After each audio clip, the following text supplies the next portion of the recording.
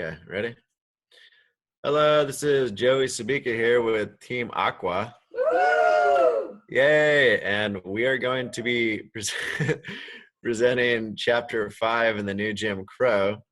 I'm going to start us off here by summarizing the chapter, and then I'll pass it on to Lizette, and we'll go from there.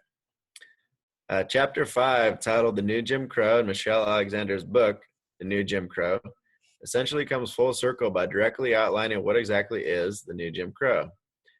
The author does this by posing the question of where have all the black men gone? Answering this question with mass incarceration, stemming from racial profiling, then elaborating on how/why people do this psychologically.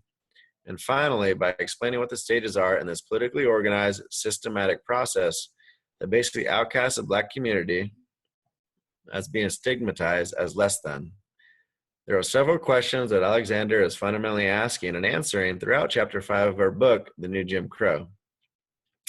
The first one, like stated above, is, where have all the black men gone? The second one is, why do people act ignorant in light of the question of where have all the black men gone? And the third one is, how does the system of mass incarceration contain African Americans in a racially motivated, marginalized cycle? Each of these questions will be addressed and answered. Also, the importance of these questions will be highlighted. The first question has already been answered in the opening statement. Where have all the black men gone? They're in prison. That is where they are. This question is significant for a couple of reasons. One, many black children are raised fatherless, which, while not really talked about in detail in this book, it is well known that single-parent children face greater challenges than those who are raised by two parents. And two, the main gist of this book has been exploiting the notion that there is a politically fueled racial agenda that is still occurring in America today, which specifically targets not only the black community, but primarily black men. And that even though it is not politically correct anymore to be outwardly racist against the black community, racism against the black community is in fact still happening. Thus, we need to be aware of where all the black men have gone so we can be aware of why they are where they are. And thus, in that awareness of why so many of them are in prison, something can be possibly done to remedy the situation. The second question asks, why do people act ignorant in light of the question of where have all the black men gone? The simple answer is because they are ignorant in many respects. It is well documented in psychological literature that human denial works in a complex fashion, and that people can both know and not know something is occurring at the same time. People who are not part of the black community tend to only know what it's like to be a black person in America from a distance, due to the physical separation from black ghettos and learning about black culture through the media. Also, most importantly, most people in America use direct racial oppression as a lens through which they understand racial oppression. Thus, any form of indirect racial oppression, such as mass incarceration, which is explained by criminal behavior, not race, is not looked at as racial oppression. Therefore, given these reasons, people are in denial and ignorant about the real answer to not only where have all the black men gone, but why they are where they are in the first place.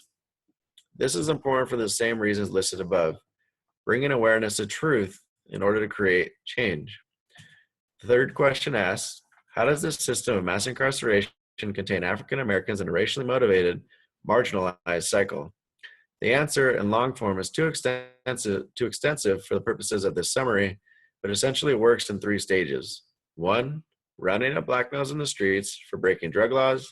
2, convicting black people of disproportionate mandatory minimum prison sentences. And 3, making it so when they are released from prison, they are stigmatized with the felon brand, thus making finding housing, jobs, and mutual social respect way more difficult than what could be. This is important because, again, as we have seen, most people are completely oblivious to the reality that an indirect form of racism is being created and maintained by powerful political forces. And since human dignity is important for all people, it is important to make mainstream society conscious of what is happening so that change in the direction of racial equality can take place in American society.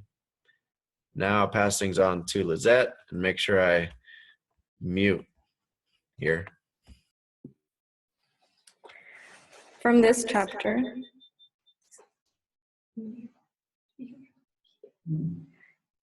Connecting the reading, one of the quotes that stood out to me in this chapter was, "One way of understanding our current system of mass incarceration is to think of it as a birdcage."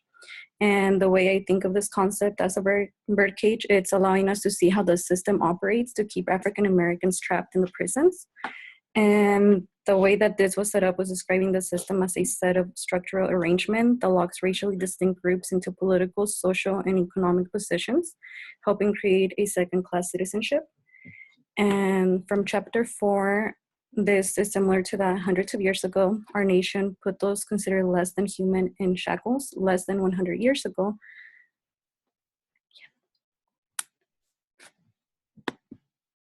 We were relegated to them on the other side of town. Today we put them in cages. So this is similarly to what happened long before, and that's being addressed in this chapter and chapter 4. One of the questions that stood out during this chapter is, where have the Black men gone? The portrayal of the media is really important here. In essence, the media doesn't portray what is really happening behind closed doors, which is incarceration of the man. They're just kind of exposing the question of where are they?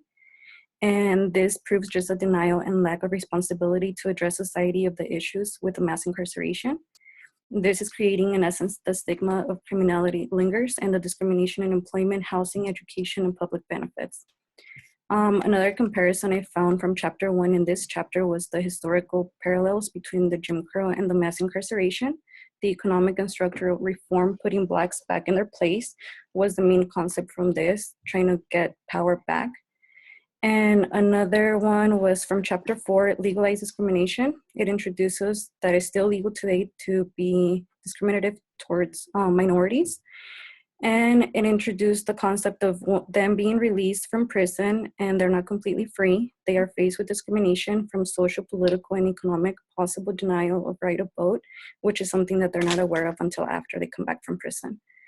And finally, from chapter 3, the exclusion from juries. This is something that we saw this chapter as well, which is Black men that have been excluded from jury because they are labeled felons and are viewed as unfit.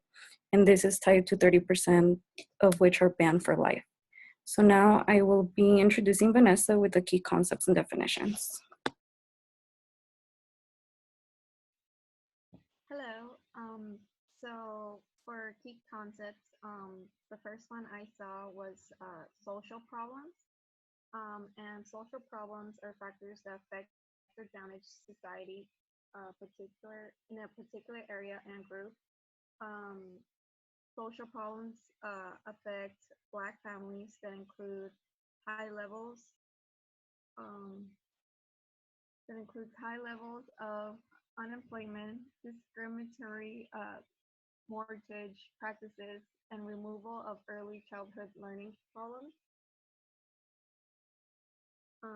And another key concept that I saw was mass incarceration, which is on page 182 said incarceration has been normalized and of all the racial stereotypes and assumptions that gave rise to systems that are embraced. A definition that I saw that was very important was racial caste, which is a racial group locked into inferior position by law and custom. Alexander stated that in Americans, in a virtual and literal cage, just like Lucia talked about the cage, which has 3 stages. The first stage is gathering people with drug charges, which then police are rewarded with cash. The second stage involves control because many that are convicted are denied legal representation or made to plead guilty even if they are not. And the third stage, which was even after they do their time, they'll be discriminated against for the rest of their lives. Alexander also went to say the similarity and differences between Jim Crow and mass incarceration. And some of the similarities that she stated were that they were both legalized. It's both they are both legalized discrimination. Both have exclusion of blacks from juries, and both serve to define the meaning of race. some of the differences between mass incarceration and Jim Crow is that Jim Crow is race-based and mass incarceration isn't. And then the second one is mass incarceration harms more whites than Jim Crow. Some of the words she stated were similar. Slavery, exploration, Jim Crow, subordination, mass incarceration, and marginalization. So I'm gonna pass it on to Eric.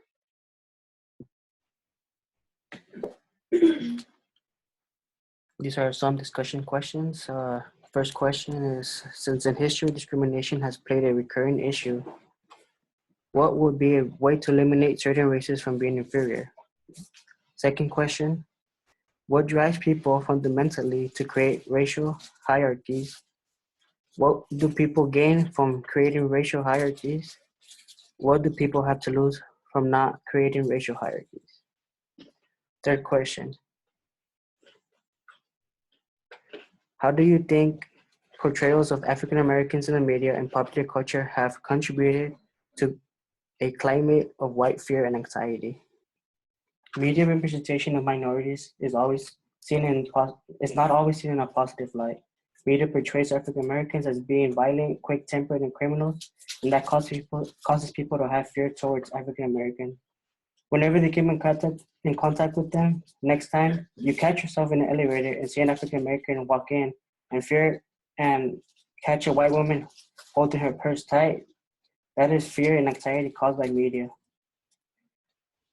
Fourth question. Considering the billions of dollars made in mass incarceration, prison labor, and unjust imprisonment, is our country compelled to repay these communities and families in a more restorative way? Fifth question. Looking at the comparison that is made between the rhetoric from the election and from the Jim Crow era, have we as a society progressed at all towards social justice, or are we just witnessing another iteration of the country's long-standing prejudice and racism towards communities of color? In our world today, we see the significant difference in the amount of white Americans being put in jail than blacks. If we take a look at this article written by Nicole Puglis in June of 2016, she talks a lot about the incarceration rates between blacks and whites. Just pull this up. Okay. She worked with the sentencing project to get accurate information for this article. They get their information from the U.S. Department of Justice and Bureau of Justice Statistics. I have the same picture. Well, I did have the same picture on my slide, but for some reason it went away. It's right here. But if we take a look at the image, we can see the white to black ratios of incarcerated people. New Jersey, coming in at the top, has a ratio of 12.2 blacks per one white in the prison system. The states that follow are Vermont, Minnesota, Iowa, and Wisconsin, all with ratios of 10 or more blacks per one white. Alexander mentions on page 204 that if 100% of the people arrested and convicted for drug offenses were African American, the situation would provoke outrage among the majority of the Americans who considered themselves non-racist. She continues to say that we as a nation seem comfortable with the 90% of the people arrested and convicted of drug offenses in some states being African American, but if the figure were 100%, the veil of colorblindness would be lost. The numbers are so high for blacks to keep Jim Crow alive that it would become a major issue if zero whites were in the mix of incarceration. And former President Barack Obama gave a speech to the NAACP speaking about how blacks are being incarcerated at rapid rates and not given a chance once they get out. Not given a chance once they get out of jail. Here's a small clip of his speech. The life chances for black and Hispanic youth still lag far behind those of their white peers. Our kids, America's children, so often are isolated, without hope, less likely to graduate from high school, less likely to earn a college degree, less likely to be employed, less likely to have health insurance, less likely to own a home. And part of this is a legacy of hundreds of years of slavery and segregation and structural inequalities that compounded over generations. It did not happen by accident.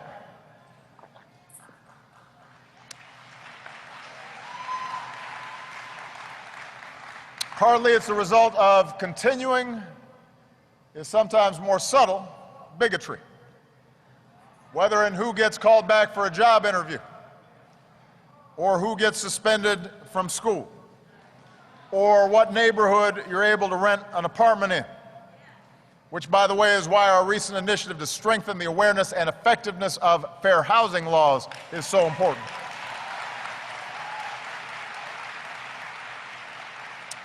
So we can't be satisfied, are not satisfied, until the opportunity gap is closed for everybody in America. Everybody. But today I want to focus on one aspect of American life that remains particularly skewed by race and by wealth, a source of inequity that has ripple effects on families and on communities and ultimately on our nation. And that is our criminal justice system.